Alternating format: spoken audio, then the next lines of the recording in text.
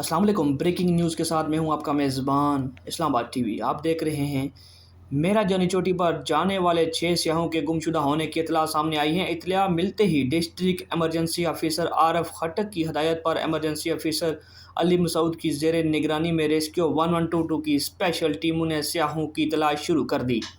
Rescue 1122 Abbott آباد کے ترجمان نے کہا ہے کہ ایبٹ آباد کی ٹیم کے ہمراہ ریسکیو 112 مری اور ایبٹ آباد پولیس کے اہلکار بھی ریسکیو میں سرچ آپریشن میں حصہ لے رہے ہیں۔